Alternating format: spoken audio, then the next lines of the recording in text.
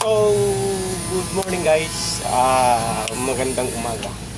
Ulit. Ito na ngayon, tagbot guys. Update ko tagbot ako ngayon. Dito lang ko sa lalim mo, kita yan. So, pumunta pala ako ng kusina ngayon. Sa update ng shafting. Nag-cover lang ko guys kay mag-sander ako eh. Nagpunta ko na sa baba, sa engine room. Wala makukul. Ngayon pinuntahan ko sila at tinanong ko nga, may problema ba yun sir? May alignment pa? Alam ko talaga may alignment eh, kasi dito kasi sa kinainan ng buyakan na to, ito, malaking kain ito, manipos dito, kaya nga nagpababa dito talaga sa baba sa nagkuhan, kumain eh, gutusan ako sa taas, pataas ng ano niya, simingan ng dapat. Ito ang dahilan pag ano. Ngayon sabi ko rin sa isip ko, kasi kung pababa ang kupling to kupling, kung pababa talaga ang ano ng transmission,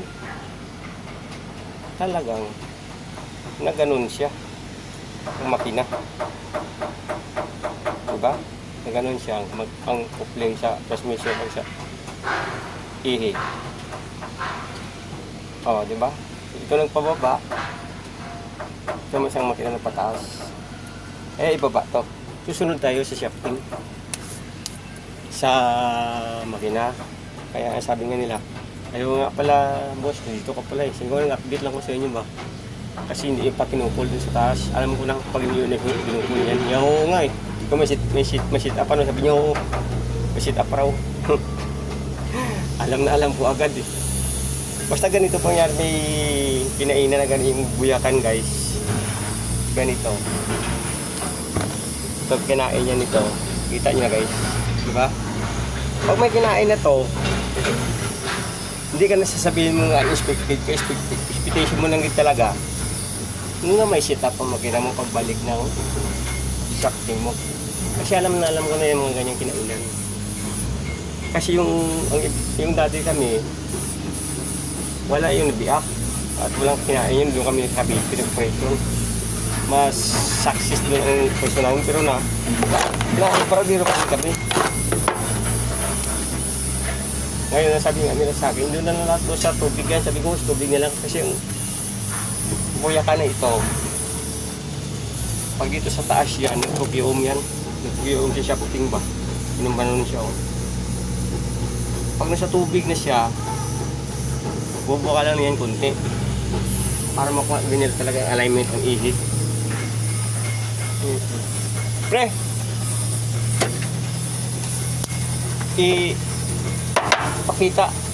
Pakita ko na lang to sa ano, sa shop o sa kusina pag ano. Hindi pwede mga dito lang. Nakuha yun na. May advantage tayo nga may nalaman konti. Ano din. Nakuha din kayo ng idea. Kayo talaga nagkakain. Sa akin to. Ano naman talaga naisip ko. Matagal-tagal na rin. Ano for dry dock. Diba? So, walang umaga ulit. Mga idol. So, kaya gawin ako. Ito. Top brushin ko. Abrasan ko kaya para manis-manis siya kasi wala may pang sisi. Yun, mimisin ko ngayon. So, sama lang mo ng bituan. Banat muna tayo.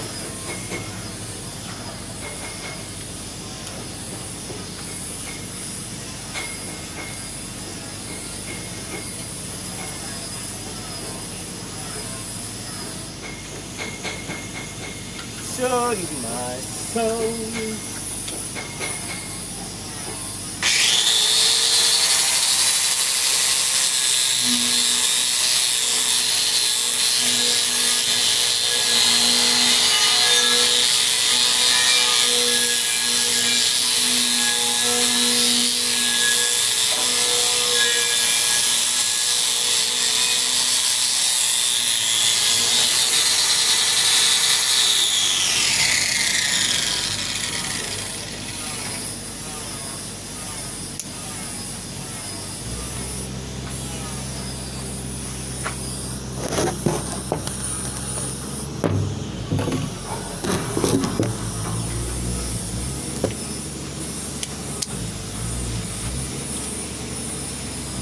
Kaso.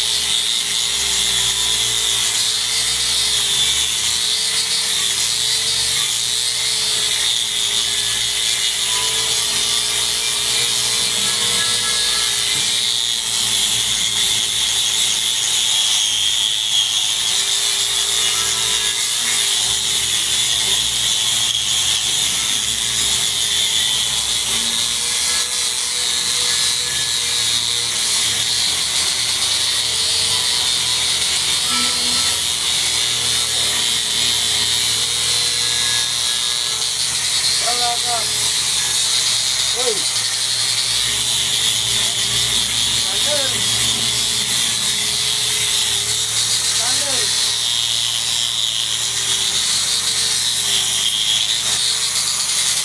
Sander muna tayo kay para manis-linis ba? Dapat Sander! Manipisin mo? Mukhang kumanipis. Ha? Dinipis yan. Ito, Sander yung binira nila. Saan? Yan. Hindi yung Sander, vapor yan.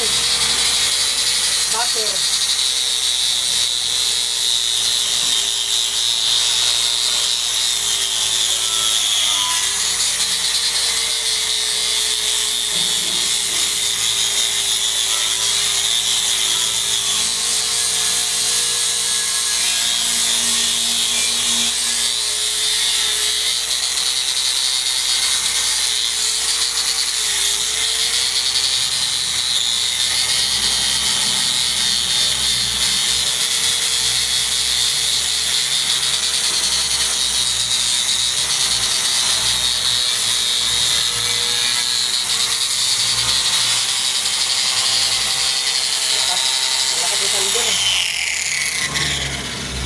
Malakas ng grinder.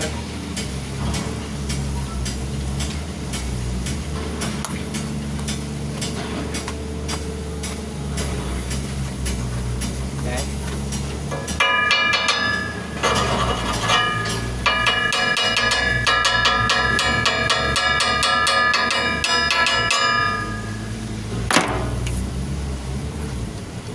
Ganun lang buhay.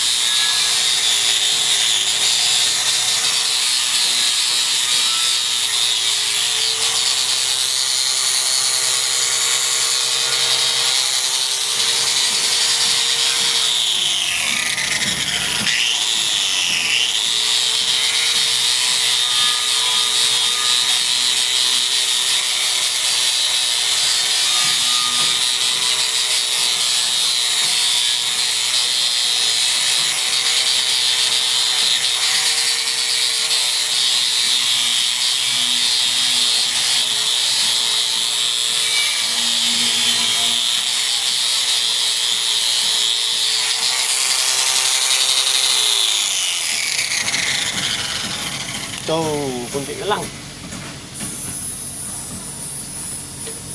Sana dito to. Hirap. Hirap ikutin guys.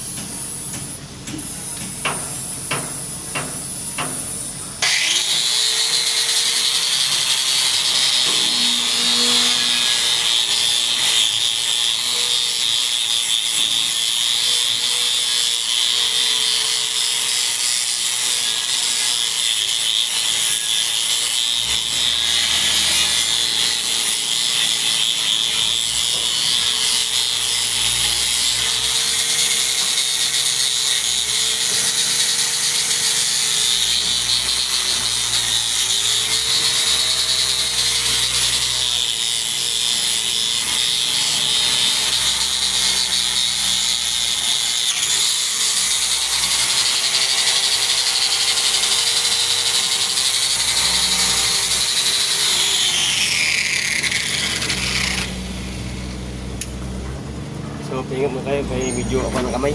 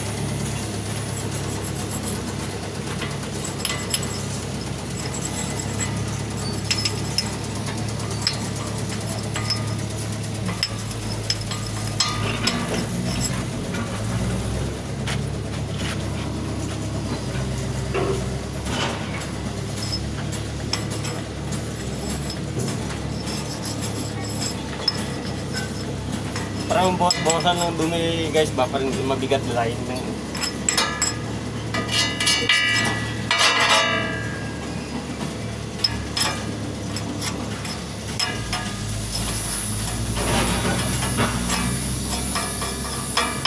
para minus hang kasi pag mabigat nila guys makaminus consumption sa ano yan pag mabilis sa takbo tapos magaan niya lang dalhin mga minus consumption. Pero kung puno-puno ilis ito, mabigat to. Grabe lumamo ng diesel yan. Kaya ang laki nito guys, yung hapon lang, ipang-welding ko na ito. Nasa buyakan ba? Para hindi siya makalabas. Yung stopper. Yung stopper. Ano ba yung target? Ayan o. Target? Ah? Target? Ano target? Oo. Ano yan, bay? Pintura? Ah.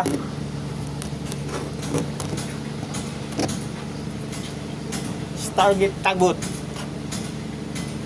Kala ko chinchilor, hinahanap, mga gwapo. Agay. Mga gwapo, mga chinchilor good. Mga gwapo ba? Hindi pangita. Sige bye guys, hanggang dito na lang. Kaya patapos na po sa Sander. So tomorrow mag-update tayo ulit. Good morning to all and God bless you.